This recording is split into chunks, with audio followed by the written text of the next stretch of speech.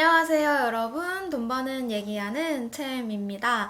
오늘은 재무제표에 대한 얘기를 해볼 거고요. 우리 회사한테 너 얼마나 버니? 라고 물어볼 거예요.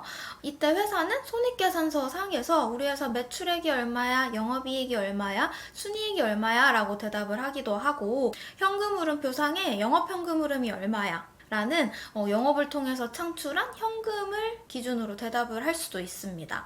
근데 여러분들이 여러 자료들을 보시다 보면 이 매형순, 영업현금 흐름 외에도 세전이익, EBIT이나 EBITDA 같은 좀 생소한 데이터로 대답을 하는 경우도 보셨을 것 같아요. 그래서 오늘은 회사가 얼마나 버는지 이 수익을 측정하는 다양한 지표들에 대해서 개념을 정리를 해보도록 하겠습니다. 일단 우리 사람한테도 너 얼마나 벌어? 라고 물어봤을 때 정말 다양한 기준으로 대답을 할 수 있어요.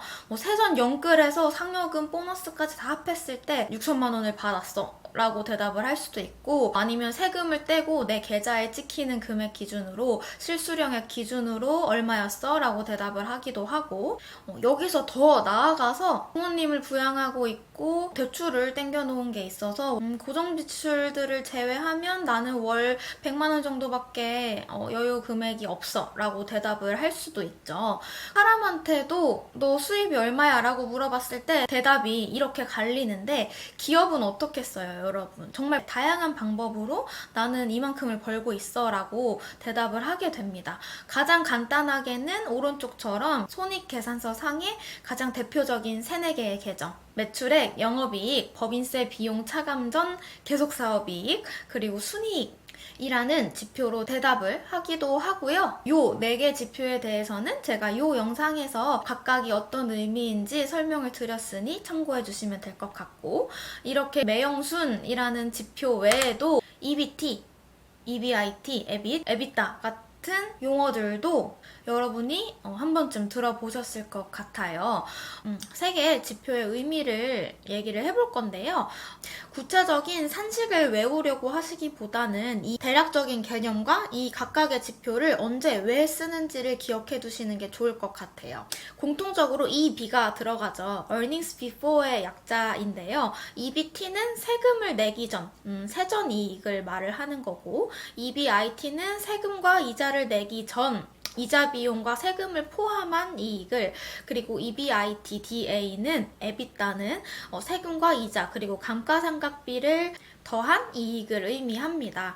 우리가 일반적으로 손익계산서상에서 가장 많이 보는 데이터는 순이익이에요. 주식 투자자의 입장에서 주주의 몫을 나타내는 데이터이기 때문에 순이익을 가지고 기업들의 이익을 많이 비교를 하는데, 이렇게 순이익을 가지고 비교를 하다 보니까 불만이 조금씩 나오기 시작한 거죠. 그래서 법인세 비용 차감 전 계속사업이익, 세전이익 같은 경우에는 이런 케이스가 있을 수 있어요. 완전히 똑같은 브랜드와 비즈니스 모델을 갖고 사업을 하는 다국적 회사가 있다고 해볼게요. 근데 이 회사가 A라는 국가와 B라는 국가에 영업소를 열어서 운영을 하는데, 정확히 세금을 내기 전까지 이 법인세 비용 차감 전 계속사업이익, 세전이익의 수치는 똑같은데 A 국가에서는 법인세율이 5%, B 국가에서는 법인세율이 40%여서 세금을 떼고 난 순이익을 비교해 보니까 세전이익은 똑같음에도 불구하고 세율이 40%인 B 국가에서 영업을 하는 회사의 이익이 안 좋아 보일 수 있겠죠. 이 세율의 차이는 극복할 수 있는 게 아니니 세율의 차이를 고려하지 않고 비교를 해야 되지 않을까라는 경우에 세전이익을 비교를 하게 되는 거고요. 이렇게 세율뿐만 아니라 기업별로 부채에 따른 이자율이 다 다를 수 있죠. 마찬가지로 세금 이자를 내기 전 이익, EBIT 같은 경우에는 이렇게 기업별로 다른 세율이나 이자율을 고려하지 않고 이 기업의 이익을 평가하겠다라고 하는 경우에 많이 사용을 하는 데이터예요. 이 EBIT은 조금 차이는 있지만 일반적으로는 영업이익 수치가 거의 비슷하게 받아들여진다라고 생각을 하시면 되고요. 이렇게 세금과 이자율뿐만 아니라 EBITDA는 감가상각 비용이라는 것도 고려하지 말고 자라는 데이터인데요. 이 감가상각비는 기업이 영업을 하기 위해 꾸려놓은 준비물, 유형자산의 가치 하락을 반영하는 비용 계정이에요. 말이 되게 어렵죠. 좀 풀어서 말씀을 드리면 우리가 1억 원짜리 차를 샀다라고 해볼게요. 그럼 이 차의 가치는 내가 아무것도 안 하고 모셔놓기만 해도 시간이 지날수록 계속해서 하락을 하는 특성을 가지죠. 우리가 흔히 아무것도 안 하고 숨만 쉬어도 돈이 나가라는 말을 하는데 기업도 마찬가지로 영업을 위한 기계나 설비 등을 구비를 하게 되면 기업의 가계부인 재무제표에 이렇게 시간에 따른 유형자산의 가치 하락을 반영을 해서 돈이 나가는 비용인 것처럼 처리를 하게 되고요. 그래서 실제로 기업들의 비용을 성격별로 분류를 해보면 이런 식의 감가상각비 계정이 나와 있는 것을 확인을 하실 수 있어요. 근데 이 감가상각비라는 건 실제로 회사에서 현금이 유출되는 비용이 아니죠. 따라서 이렇게 비용으로 처리를 하긴 하지만 실제로 회사 내부에서 외부로 현금이 유출되는 금액도 아니기 때문에 다시 더해주자라는 생각으로 계산을 한 것이 에비타라는 지표가 됩니다.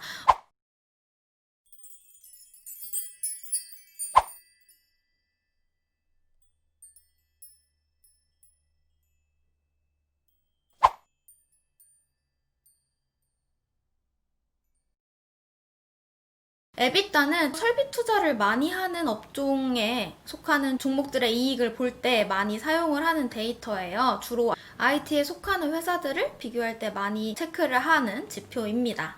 정리해보면 회사는 이렇게 다양한 데이터를 기준으로 우리 이만큼 벌고 있어 라고 말을 할 수 있는데요. 그럼 여기서 궁금한 건 이 중에서 가장 중요한 핵심 이 되는 키 지표가 무엇인가요? 라는 부분일 거예요.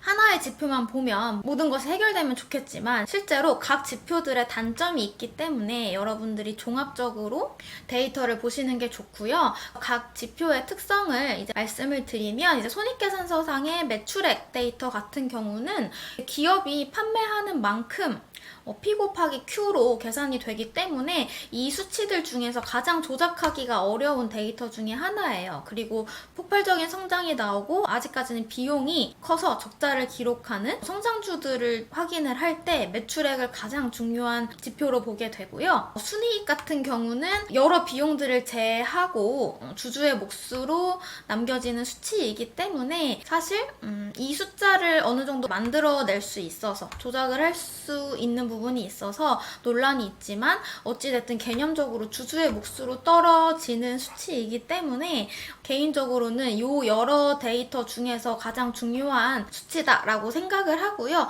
이렇게 신뢰도에 대한 논란 같은 경우에는 현금 유출입을 나타내는 영업 현금 흐름과 같이 보는 방법으로 어느 정도 보완이 가능하기 때문에 여러분이 순이익과 영업 현금 흐름을 같이 확인을 해서 순이익은 엄청난 흑자를 기록했는데 영업 현금 흐름은 마이너스다? 이러면은 사실 약간 냄새가 나는 이상한 회사일 수 있기 때문에 이런 보완책을 활용을 해서 순이익 데이터를 같이 봐주시면 좋을 것 같고 그 외에 이제 에빗 같은 경우는 영업이익과 거의 유사하게 보는 지표 중 하나다라고 생각을 하시면 되고 에비타 같은 경우에는 앞서 말씀드렸듯이 세율, 이자율, 감가상각비는 기업의 설비 투자 사이클에 따라서 또 달라질 수 있는 숫자인데 이렇게 기업 간의 차이가 있는 것들을 같은 선상에서 비교를 하면서 간단하게 현금 창출 능력을 볼 수 있다라는 점에서 이 데이터도 많이 사용을 해요. 특히 국가가 IT 회사들을 비교할 때